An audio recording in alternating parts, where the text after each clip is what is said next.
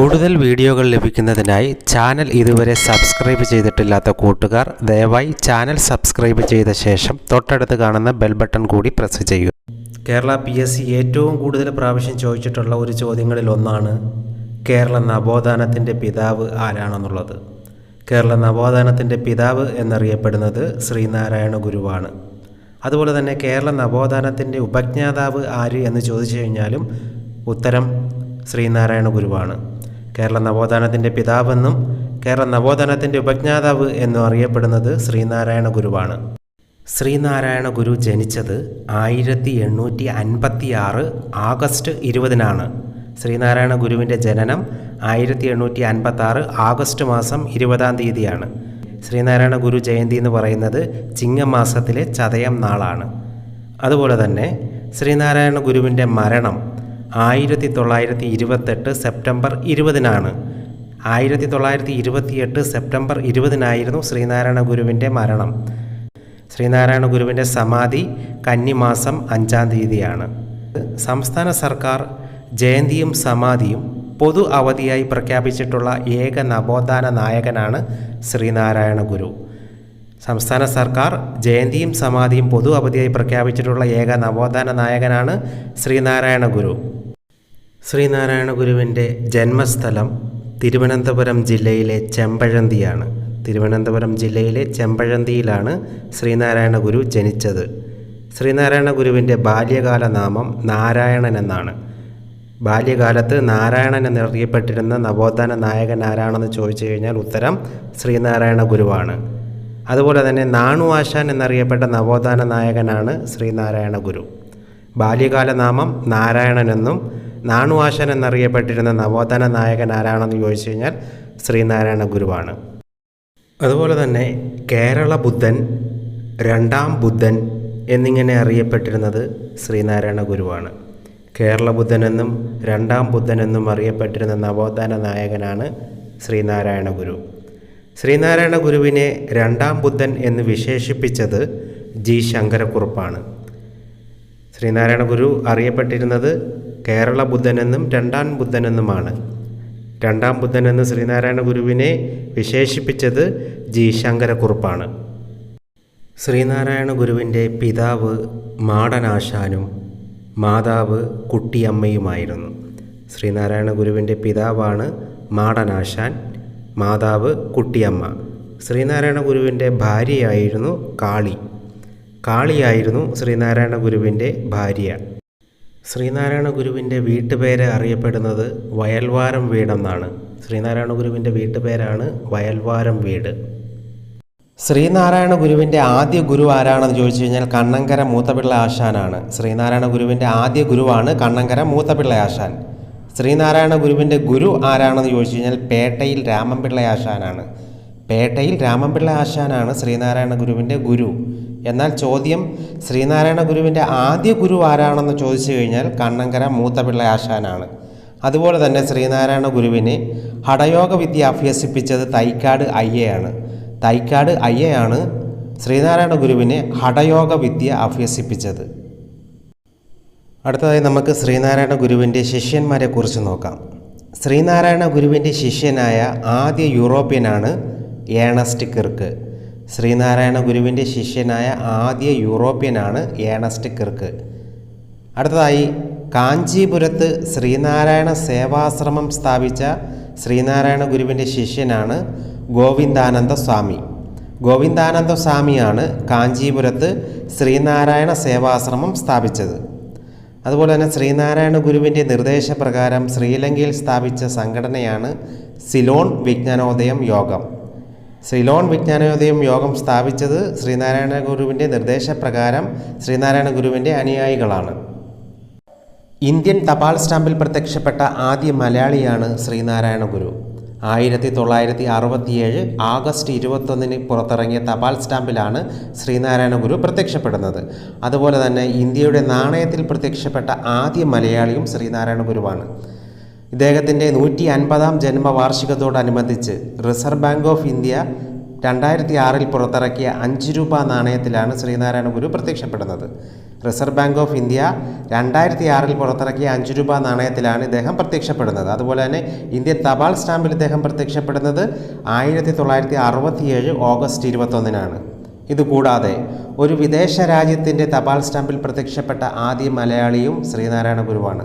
ഒരു വിദേശ രാജ്യത്തിൻ്റെ തപാൽ സ്റ്റാമ്പിലും ഇന്ത്യൻ തപാൽ സ്റ്റാമ്പിലും ഇന്ത്യയുടെ നാണയത്തിലും പ്രത്യക്ഷപ്പെടുന്ന ആദ്യ മലയാളിയാണ് ശ്രീനാരായണ ഗുരു. ആ വിദേശ രാജ്യം ഏതാണ്? ശ്രീലങ്കയാണ്. ശ്രീലങ്കയുടെ തപാൽ സ്റ്റാമ്പിലാണ് ശ്രീനാരായണ ഗുരു ആദ്യമായിട്ട് പ്രത്യക്ഷപ്പെടുന്നത്. അടുത്തതായി നമുക്ക് ശ്രീനാരായണ ഗുരുവുമായി ബന്ധപ്പെട്ട വർഷങ്ങളും അനുബന്ധ വിവരങ്ങളെയും കുറിച്ച് പഠിക്കാം. ഒന്നാമതായിട്ട് അഞ്ചുതെങ്ങിൽ സ്കൂൾ സ്ഥാപിച്ചതെന്നാണെന്നുള്ളതാണ്. ശ്രീനാരായണ ഗുരു അഞ്ചുതെങ്ങിൽ സ്കൂൾ സ്ഥാപിച്ചതെന്നാണ് 1881-ലാണ്. 1881-ലാണ് അഞ്ചുതെങ്ങിൽ സ്കൂൾ സ്ഥാപിക്കുന്നത്. അതുപോലെ തന്നെ 1887-ലാണ് അരുവിപ്പുറം ക്ഷേത്രം നിർമ്മിക്കുന്നത്. ശ്രീനാരായണ ഗുരു അരുവിപ്പുറം ക്ഷേത്രം നിർമ്മിച്ചത് 1887-ലാണ്. തൊട്ടടുത്ത വർഷമാണ് 1888. 1888-ലാണ് അരുവിപ്പുറം പ്രതിഷ്ഠ. 1888-ലാണ് അരുവിപ്പുറം പ്രതിഷ്ഠ. അരുവിപ്പുറം പ്രതിഷ്ഠയെ അരുവിപ്പുറം വിപ്ലവം എന്നും അറിയപ്പെടുന്നുണ്ട്. അരുവിപ്പുറം വിപ്ലവം എന്നറിയപ്പെടുന്നത് അരുവിപ്പുറം പ്രതിഷ്ഠയാണ്. ഇത് 1888-ലാണ്. ഓർക്കുക, അരുവിപ്പുറം ക്ഷേത്രം നിർമ്മിച്ചത് 1887-ലും അരുവിപ്പുറം പ്രതിഷ്ഠ നടന്നത് 1888-ലുമാണ്. തിരിഞ്ഞു പോകരുത്. ഈ അരുവിപ്പുറം പ്രതിഷ്ഠയ്ക്കുള്ള കല്ല് തിരഞ്ഞെടുത്തത് നെയ്യാറിൽ നിന്നാണ്. നെയ്യാറിൽ നിന്നും കൊണ്ടുവന്ന കല്ലാണ് പ്രതിഷ്ഠയ്ക്ക് ഉപയോഗിച്ചിരിക്കുന്നത്. അതുപോലെ തന്നെ ഈ സമയത്ത്, അതായത് അരുവിപ്പുറം പ്രതിഷ്ഠ സമയത്ത് ശ്രീനാരായണ ഗുരു ആ പ്രതിഷ്ഠാ സമയത്ത് പറഞ്ഞതാണ്, ഞാനിതാ ഈഴവ ശിവനെ പ്രതിഷ്ഠിക്കുന്നു. ഞാനിതാ ഈഴവ ശിവനെ പ്രതിഷ്ഠിക്കുന്നു എന്ന് പറഞ്ഞത് അരുവിപ്പുറം പ്രതിഷ്ഠാ സമയത്താണ്. 1898 അരുവിപ്പുറം ക്ഷേത്രയോഗം നിലവിൽ വന്നു. 1898-ലാണ് അരുവിപ്പുറം ക്ഷേത്രയോഗം നിലവിൽ വരുന്നത്. അതായത് അരുവിപ്പുറം പ്രതിഷ്ഠ എന്നായിരുന്നു 1888-ലായിരുന്നു. 10 വർഷം കഴിഞ്ഞാണ് 1898 അരുവിപ്പുറം ക്ഷേത്രയോഗം നിലവിൽ വരുന്നത്. ഇതുകൂടാതെ 1903 മെയ് 5-നാണ് SNDP നിലവിൽ വരുന്നത്. SNDP നിലവിൽ വന്നത് 1903 മെയ് 5-നാണ്. SNDP അഥവാ ശ്രീനാരായണ ധർമ്മ പരിപാലന യോഗം നിലവിൽ വരുന്നത്. SNDPയുടെ ആസ്ഥാനം കൊല്ലമാണ്. SNDPയുടെ ആസ്ഥാനം എന്ന് പറയുന്നത് കൊല്ലമാണ്. SNDPയുടെ മുൻഗാമി എന്നറിയപ്പെടുന്നത് വാവൂട്ട് യോഗമാണ്. വാവൂട്ട് യോഗം നിലവിൽ വന്നത് 1898-ലാണ്. SNDP എന്ന ആശയം മുന്നോട്ട് വെച്ചത് ഡോക്ടർ പൽപ്പുവാണ്. ഡോക്ടർ പൽപ്പുവാണ് SNDP എന്ന ആശയം മുന്നോട്ട് വെച്ചത്. ഇദ്ദേഹം തന്നെയായിരുന്നു SNDPയുടെ ആദ്യ വൈസ് പ്രസിഡൻറ്റ്. SNDPയുടെ ആദ്യ വൈസ് പ്രസിഡൻ്റ് ആയിരുന്നു ഡോക്ടർ പൽപ്പു. SNDP എന്ന ആശയം മുന്നോട്ട് വെച്ചത് ഡോക്ടർ പൽപ്പുവാണ്. SNDPയുടെ ആദ്യ വൈസ് പ്രസിഡൻ്റാണ് ഡോക്ടർ പൽപ്പു. അതുപോലെ തന്നെ SNDPയുടെ ആദ്യ സെക്രട്ടറി ആരാണെന്ന് ചോദിച്ചിട്ടുണ്ട്. SNDPയുടെ ആദ്യ സെക്രട്ടറിയാണ് കുമാരനാശാൻ. SNDPയുടെ ആദ്യ സെക്രട്ടറി ആരാണ്? കുമാരനാശാനാണ്. SNDPയുടെ ആദ്യ വൈസ് പ്രസിഡൻ്റാണ് ഡോക്ടർ പൽപ്പു. SNDPയുടെ ആദ്യ അധ്യക്ഷനാണ് ശ്രീനാരായണ ഗുരു. SNDPയുടെ ആദ്യ അധ്യക്ഷൻ ശ്രീനാരായണ ഗുരുവാണ്. അതുപോലെ തന്നെ SNDPയുടെ ആജീവനാന്ത അധ്യക്ഷനും ശ്രീനാരായണ ഗുരുവാണ്. SNDPയുടെ ആദ്യ അധ്യക്ഷൻ അഥവാ SNDPയുടെ ആദ്യ പ്രസിഡന്റ് എന്ന് പറയുന്നത് ശ്രീനാരായണ ഗുരുവാണ്. SNDPയുടെ ആജീവനാന്ത അധ്യക്ഷൻ എന്ന് പറയുന്നതും ശ്രീനാരായണ ഗുരുവാണ്. ഇതോടൊപ്പം നമുക്ക് പഠിക്കാം, SNDPയുടെ പ്രസിഡന്റ് സ്ഥാനവും സെക്രട്ടറി സ്ഥാനവും വഹിച്ച കേരള മുഖ്യമന്ത്രിയാണ് R. ശങ്കർ. SNDPയുടെ പ്രസിഡന്റ് സ്ഥാനവും സെക്രട്ടറി സ്ഥാനവും വഹിച്ച കേരള മുഖ്യമന്ത്രി ആരാണെന്ന് ചോദിച്ചു കഴിഞ്ഞാൽ R. ശങ്കറാണ്. SNDPയുടെ ആദ്യ മുഖപത്രമാണ് വിവേകോദയം.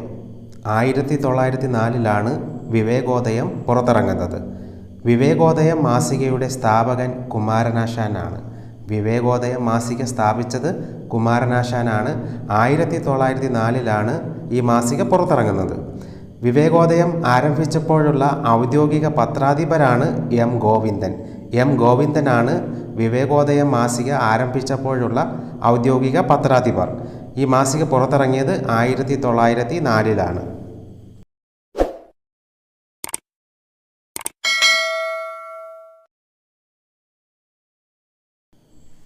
ഈഴവ ഗസറ്റ് എന്ന അപരനാമത്തിൽ അറിയപ്പെടുന്ന പ്രസിദ്ധീകരണമാണ് വിവേകോദയം. വിവേകോദയം മാസികയാണ് ഈഴവ ഗസറ്റ് എന്ന അപരനാമത്തിൽ അറിയപ്പെടുന്നത്. SNDPയുടെ ഇപ്പോഴത്തെ മുഖപത്രം ഏതാണെന്ന് ചോദിച്ചു കഴിഞ്ഞാൽ വിവേകോദയമല്ല, യോഗനാഥമാണ് SNDPയുടെ ഇപ്പോഴത്തെ മുഖപത്രം. SNDPയുടെ ആദ്യത്തെ മുഖപത്രമാണ് വിവേകോദയം. SNDPയുടെ ഇപ്പോഴത്തെ മുഖപത്രമാണ് യോഗനാഥം. 1904 മറ്റൊരു പ്രത്യേകത, തിരുവിതാംകൂർ രാജാക്കന്മാർ ശ്രീനാരായണ ഗുരുവിനെ കോടതിയിൽ നേരിട്ട് ഹാജരാക്കുന്നതിൽ നിന്നും ഒഴിവാക്കിക്കൊടുത്തു. തിരുവിതാംകൂർ രാജാക്കന്മാർ കോടതിയിൽ നേരിട്ട് ഹാജരാക്കുന്നതിൽ നിന്നും ഒഴിവാക്കി കൊടുക്കപ്പെട്ട നവോത്ഥാന നായകനാണ് ശ്രീനാരായണ ഗുരു. 1904 മറ്റൊരു പ്രത്യേകതയാണ് ശിവഗിരി മഠം സ്ഥാപിച്ചു എന്നുള്ളത്. ശ്രീനാരായണ ഗുരു വർക്കലയിൽ ശിവഗിരി മഠം സ്ഥാപിച്ചത് 1904 1904 പ്രത്യേകതകൾ എന്തൊക്കെയാണ്? 1904 SNDPയുടെ ആദ്യ മുഖപത്രമായ വിവേകോദയം പ്രസിദ്ധീകരിക്കുന്നത്. അതുപോലെ തന്നെ 1904 വർക്കലയിൽ ശിവഗിരി മഠം സ്ഥാപിക്കുന്നത്. അതുപോലെ തന്നെ 1904 തിരുവിതാംകൂർ രാജാക്കന്മാർ ശ്രീനാരായണ ഗുരുവിനെ കോടതിയിൽ നേരിട്ട് ഹാജരാക്കുന്നതിൽ നിന്നും ഒഴിവാക്കിക്കൊടുത്തത്. ശിവഗിരിയിൽ ശാരദാമഠം സ്ഥാപിച്ചത് 1912 1912 ശ്രീനാരായണ ഗുരു ശിവഗിരിയിൽ ശാരദാമഠം സ്ഥാപിക്കുന്നത്. 1913 ആലുവ അദ്വൈതാശ്രമം സ്ഥാപിക്കുന്നത്. ആലുവ അദ്വൈതാശ്രമം സ്ഥാപിച്ചത് 1913. ഇതിനൊരു പ്രത്യേകതയുണ്ട്. ക്ഷേത്രം പണിയാതെ ഗുരു സ്ഥാപിച്ച ഏക ആശ്രമമാണ് ആലുവ അദ്വൈതാശ്രമം. ക്ഷേത്രം പണിയാതെ ഗുരു സ്ഥാപിച്ച ഏക ആശ്രമമാണ് ആലുവ അദ്വൈതാശ്രമം. 1913 ആലുവ അദ്വൈതാശ്രമം സ്ഥാപിക്കുന്നത്. ആലുവയിൽ സംസ്കൃത സ്കൂൾ സ്ഥാപിച്ചത് 1916 1916 ആലുവയിൽ സംസ്കൃത സ്കൂൾ സ്ഥാപിക്കുന്നത്. അതുപോലെ തന്നെ 1916 മറ്റൊരു പ്രത്യേകത, കാഞ്ചീപുരത്ത് നാരായണ സേവാ സമാജം സ്ഥാപിച്ചത് 1916 1916 കാഞ്ചീപുരത്ത് നാരായണ സേവാ സമാജം സ്ഥാപിച്ചതും 1916 ആലുവയിൽ സംസ്കൃത സ്കൂൾ സ്ഥാപിച്ചതും.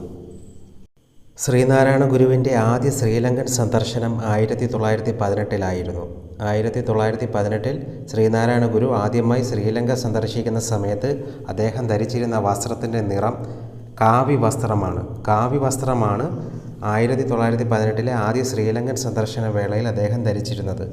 കാവി വസ്ത്രം അഥവാ കാഷായ വസ്ത്രം ശ്രീനാരായണ ഗുരു ആദ്യമായി ധരിക്കുന്നത് രാമേശ്വരത്ത് വെച്ചാണ് ശ്രീനാരായണ ഗുരു ആദ്യമായിട്ട് കാവി വസ്ത്രം ധരിക്കുന്നത്. ആലുവ സർവമത സമ്മേളനം നടന്നത് 1924 1924 ആലുവ സർവമത സമ്മേളനം.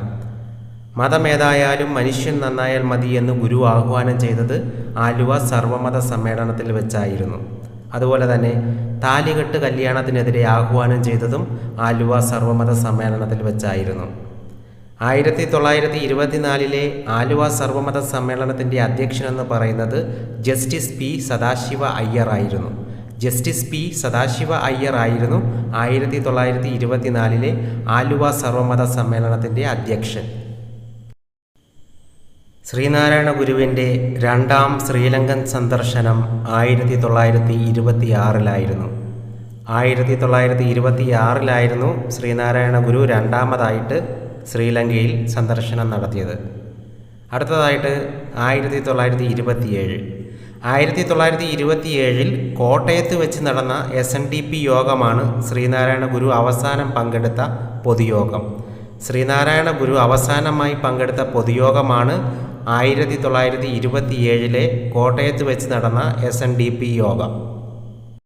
ശ്രീനാരായണ ഗുരുവും ചട്ടമ്പി സ്വാമികളും കണ്ടുമുട്ടിയത് 1882 അണിയൂർ ക്ഷേത്രത്തിൽ വെച്ചായിരുന്നു. 1882 അണിയൂർ ക്ഷേത്രത്തിൽ വെച്ചായിരുന്നു ശ്രീനാരായണ ഗുരു ചട്ടമ്പി സ്വാമികളെ കണ്ടുമുട്ടുന്നത്. അതുപോലെ തന്നെ 1891 കുമാരനാശാനും ശ്രീനാരായണ ഗുരുവും തമ്മിലുള്ള കണ്ടുമുട്ടൽ നടന്നത്. കായിക്കരയിൽ വെച്ചായിരുന്നു കുമാരനാശാനും ശ്രീനാരായണ ഗുരുവും തമ്മിൽ കണ്ടുമുട്ടിയത്. 1891 ശ്രീനാരായണ ഗുരുവും കുമാരനാശാനും തമ്മിൽ കണ്ടുമുട്ടിയത്. ചട്ടമ്പി സ്വാമികളെ കണ്ടെത്തിയത് 1882 അണിയൂർ ക്ഷേത്രത്തിൽ വെച്ചും കുമാരനാശാനെ കണ്ടുമുട്ടിയത് 1891 കായിക്കരയിൽ വെച്ചുമായിരുന്നു. 1895 ബാംഗ്ലൂരിൽ വെച്ചായിരുന്നു ഡോക്ടർ പൽപ്പുവിനെ ശ്രീനാരായണ ഗുരു ആദ്യമായി കണ്ടുമുട്ടുന്നത്.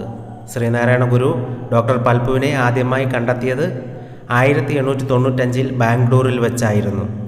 1912 ബാലരാമപുരത്ത് വെച്ചായിരുന്നു അയ്യങ്കാളിയും ശ്രീനാരായണ ഗുരുവും തമ്മിലുള്ള ആദ്യത്തെ കണ്ടുമുട്ടൽ. 1912 ബാലരാമപുരത്ത് വെച്ചാണ് അയ്യങ്കാളിയും ശ്രീനാരായണ ഗുരുവും ആദ്യമായി കണ്ടുമുട്ടുന്നത്. ബാഗ്ഭടാനന്ദനെ ശ്രീനാരായണ ഗുരു ആദ്യമായി കണ്ടുമുട്ടുന്നത് 1914 1914 വാഗ്ഭടാനന്ദനെ ശ്രീനാരായണ ഗുരു ആദ്യമായി കാണുന്നത്. അതുപോലെ തന്നെ 1916 തിരുവണ്ണാമലയിൽ വെച്ചാണ് രമണ മഹർഷിയെ ശ്രീനാരായണ ഗുരു ആദ്യമായി കാണുന്നത്. രമണ മഹർഷിയും ശ്രീനാരായണ ഗുരുവും തമ്മിലുള്ള ആദ്യ കൂടിക്കാഴ്ച നടന്നത് തിരുവണ്ണാമലയിൽ വെച്ച് 1916 അടുത്ത ചോദ്യം വളരെയേറെ പ്രാധാന്യമുള്ള ചോദ്യമാണ്. രവീന്ദ്രനാഥ ടാഗോറും ശ്രീനാരായണ ഗുരുവും തമ്മിലുള്ള കൂടിക്കാഴ്ച 1922 നവംബർ 22 ശിവഗിരിയിൽ വെച്ചാണ് രവീന്ദ്രനാഥ ടാഗോർ ആദ്യമായി ശ്രീനാരായണ ഗുരുവിനെ സന്ദർശിക്കുന്നത്. 1922 നവംബർ 22 രവീന്ദ്രനാഥ ടാഗോർ ശ്രീനാരായണ ഗുരുവിനെ കണ്ടുമുട്ടുന്നത്. അത് ശിവഗിരിയിൽ വെച്ചായിരുന്നു. ഈ വേളയിൽ രവീന്ദ്രനാഥ ടാഗോറിനൊപ്പം ഉണ്ടായിരുന്നത് ദീനബന്ധു എന്നറിയപ്പെടുന്ന CF ആൻഡ്രൂസ് ആണ്. CF ആൻഡ്രൂസ് ആണ് 1922 രവീന്ദ്രനാഥ ടാഗോർ ശ്രീനാരായണ ഗുരുവിനെ സന്ദർശിക്കുന്ന വേളയിൽ ഒപ്പം ഉണ്ടായിരുന്ന വ്യക്തി. ഗാന്ധിജി ശ്രീനാരായണ ഗുരുവിനെ സന്ദർശിച്ചത് 1925 മാർച്ച് 12 ഗാന്ധിജി ആദ്യമായി ശ്രീനാരായണ ഗുരുവിനെ കണ്ടുമുട്ടുന്നത് 1925 മാർച്ച് 12 ശിവഗിരിയിൽ വെച്ചായിരുന്നു. 1925 മാർച്ച് 12 ശിവഗിരിയിൽ വെച്ചായിരുന്നു ഗാന്ധിജി ആദ്യമായി ശ്രീനാരായണ ഗുരുവിനെ കണ്ടുമുട്ടുന്നത്. അതുപോലെ തന്നെ 1926 വിനോബ ഭാവെ ശ്രീനാരായണ ഗുരുവിനെ സന്ദർശിച്ചത്. 1926 ശ്രീനാരായണ ഗുരുവിനെ സന്ദർശിച്ചത് വിനോബ ഭാവയാണ്. വിനോബ ഭാവ ശ്രീനാരായണ ഗുരുവിനെ കണ്ടുമുട്ടുന്നത് 1926 ശ്രീനാരായണ ഗുരുവും ടാഗോറും തമ്മിലുള്ള സംഭാഷണത്തിൽ ദ്വിഭാഷിയായിരുന്ന വ്യക്തിയാണ് കുമാരനാശാൻ. അതുപോലെ തന്നെ ഗാന്ധിജിയും ശ്രീനാരായണ ഗുരുവും തമ്മിലുള്ള സംഭാഷണത്തിൽ ദ്വിഭാഷിയായിരുന്ന വ്യക്തിയാണ് N കുമാരൻ. ഗാന്ധിജിയുമായിട്ടുള്ള സംഭാഷണത്തിൽ N കുമാരനും ടാഗോറുമായിട്ടുള്ള സംഭാഷണത്തിൽ കുമാരനാശാനും ആയിരുന്നു ദ്വിഭാഷികൾ. ശ്രീനാരായണ ഗുരുവും ടാഗോറും തമ്മിലുള്ള സംഭാഷണത്തിൽ ദ്വിഭാഷിയായിരുന്നത് കുമാരനാശാനും ശ്രീനാരായണ ഗുരുവും ഗാന്ധിജിയും തമ്മിലുള്ള സംഭാഷണത്തിൽ ദ്വിഭാഷിയായിരുന്നത് N കുമാരനുമായിരുന്നു. ശ്രീനാരായണ ഗുരു ആദ്യമായി കണ്ണാടി പ്രതിഷ്ഠാകർമ്മം നിർവഹിച്ച ക്ഷേത്രമാണ് കളവൻകോട് ക്ഷേത്രം. കളവൻകോട് ക്ഷേത്രത്തിലാണ് ആദ്യമായി കണ്ണാടി പ്രതിഷ്ഠ നടത്തിയത്. അവസാനമായി കണ്ണാടി പ്രതിഷ്ഠാകർമ്മം നടത്തിയ ക്ഷേത്രമാണ് ഉല്ലല. ഉല്ലല ക്ഷേത്രത്തിലാണ് അവസാനമായി കണ്ണാടി പ്രതിഷ്ഠാകർമ്മം നടത്തിയത്. അതുപോലെ തന്നെ ഓം എന്നെഴുതിയ പഞ്ചലോക ഫലകം പ്രതിഷ്ഠിച്ചിരിക്കുന്നത് മുരുക്കുംപുഴ ക്ഷേത്രത്തിലാണ്.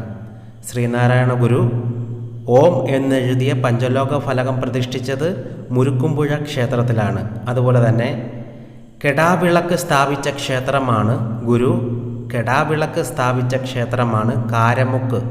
കാരമുക്ക് കെടാവിളക്ക് ക്ഷേത്രത്തിലാണ് ശ്രീനാരായണ ഗുരു കെടാവിളക്ക് സ്ഥാപിച്ചിരിക്കുന്നത്. ശ്രീനാരായണ ഗുരു തപസ്സനുഷ്ഠിച്ചിരുന്ന ഗുഹയാണ് പിള്ളത്തടം ഗുഹ. മരുത്വാ മലയിലെ പിള്ളത്തടം ഗുഹയിലാണ് ശ്രീനാരായണ ഗുരു തപസ്സനുഷ്ഠിച്ചിരുന്നത്. ശ്രീനാരായണ ഗുരു തപസ്സനുഷ്ഠിച്ചിരുന്ന ഗുഹയാണ് പിള്ളത്തടം ഗുഹ. മരുത്വാ മലയിലുള്ള പിള്ളത്തടം ഗുഹയിലാണ് ശ്രീനാരായണ ഗുരു തപസ്സനുഷ്ഠിച്ചിരുന്നത്. ശ്രീനാരായണ ഗുരുവിൻ്റെ ആദ്യ കൃതിയാണ് ഗജേന്ദ്രമോക്ഷം വഞ്ചിപ്പാട്ട്. ഗജേന്ദ്രമോക്ഷം വഞ്ചിപ്പാട്ടാണ് ശ്രീനാരായണ ഗുരുവിൻ്റെ ആദ്യ കൃതി. ഗജേന്ദ്രമോക്ഷം വഞ്ചിപ്പാട്ട് സമർപ്പിച്ചിരിക്കുന്നത് ചട്ടമ്പി സ്വാമികൾക്കാണ്. PSC ഇങ്ങനെ ചോദിക്കാം, ഗജേന്ദ്രമോക്ഷം വഞ്ചിപ്പാട്ട് ശ്രീനാരായണ ഗുരു സമർപ്പിച്ചിരിക്കുന്നത് ആർക്കാണ്? ചട്ടമ്പി സ്വാമികൾക്കാണ് ഗജേന്ദ്രമോക്ഷം വഞ്ചിപ്പാട്ട് സമർപ്പിച്ചിരിക്കുന്നത്. ഇതിൻ്റെ പ്രത്യേകത എന്താണ്? ശ്രീനാരായണ ഗുരുവിൻ്റെ ആദ്യ കൃതിയാണ് ഗജേന്ദ്രമോക്ഷം വഞ്ചിപ്പാട്ട്. ഇത് സമർപ്പിച്ചിരിക്കുന്നത് ചട്ടമ്പി സ്വാമികൾക്കാണ്. ശ്രീനാരായണ ഗുരുവിൻ്റെ മറ്റൊരു കൃതിയാണ് ദൈവദശകം. ദൈവദശകം എന്ന കൃതിയെ ദൈവോപനിഷത്ത് എന്നുകൂടി അറിയപ്പെടുന്നുണ്ട്. ദൈവോപനിഷത്ത് എന്നുകൂടി അറിയപ്പെടുന്ന ശ്രീനാരായണ ഗുരുവിൻ്റെ കൃതിയാണ് ദൈവദശകം. ദൈവദശകം എന്ന കൃതി എഴുതിയത് ശ്രീനാരായണ ഗുരുവാണ്. ശ്രീനാരായണ ഗുരുവിൻ്റെ മറ്റൊരു കൃതിയാണ് ശിവശതകം. ഇതിൻ്റെ പ്രത്യേകത അരുവിപ്പുറം ക്ഷേത്രപ്രതിഷ്ഠയുമായി ബന്ധപ്പെട്ട് എഴുതിയ കൃതിയാണ്. ശ്രീനാരായണ ഗുരു അരുവിപ്പുറം ക്ഷേത്രപ്രതിഷ്ഠയുമായി ബന്ധപ്പെട്ട് എഴുതിയ കൃതി ഏതാണെന്ന് ചോദിച്ചു കഴിഞ്ഞാൽ ശിവശതകമാണ്. ശിവശതകം എന്ന കൃതി എഴുതിയിരിക്കുന്നത് ശ്രീനാരായണ ഗുരുവാണ്. ശ്രീനാരായണ ഗുരുവിൻ്റെ മറ്റൊരു കൃതിയാണ് ജാതിമീമാംസ. ജാതിമീമാംസ എന്ന കൃതിയുടെ പ്രത്യേകത എന്താണെന്ന് ചോദിച്ചു കഴിഞ്ഞാൽ ഒരു ജാതി ഒരു മതം ഒരു ദൈവം മനുഷ്യന് എന്ന വാക്യം ശ്രീനാരായണ ഗുരുവിൻ്റെ ജാതിമീമാംസ എന്ന കൃതിയിലേതാണ്. ഒരു ജാതി ഒരു മതം ഒരു ദൈവം മനുഷ്യന് എന്ന വാക്യം ശ്രീനാരായണ ഗുരുവിൻ്റെ ഏത് കൃതിയിലേതാണ്? ജാതിമീമാംസ എന്ന കൃതിയിലേതാണ്. ശ്രീനാരായണ ഗുരു രമണ മഹർഷിയെ സന്ദർശിച്ചതിന് ശേഷം എഴുതിയ കൃതിയാണ് മുനിചര്യ പഞ്ചകം. ശ്രീനാരായണ ഗുരു രമണ മഹർഷിയെ സന്ദർശിച്ചതിന് ശേഷം എഴുതിയ കൃതി ഏതാണെന്ന് ചോദിച്ചു കഴിഞ്ഞാൽ മുനിചര്യ പഞ്ചകമാണ്. മുനിചര്യ പഞ്ചകം എന്ന കൃതി എഴുതിയിരിക്കുന്നത് ശ്രീനാരായണ ഗുരുവാണ്. ചട്ടമ്പി സ്വാമികളുടെ സമാധിയെ തുടർന്ന് ഗുരു എഴുതിയ കൃതിയാണ് സമാധി ശ്ലോകം. സമാധി ശ്ലോകം എന്ന കൃതി എഴുതിയിരിക്കുന്നത് ശ്രീനാരായണ ഗുരുവാണ്.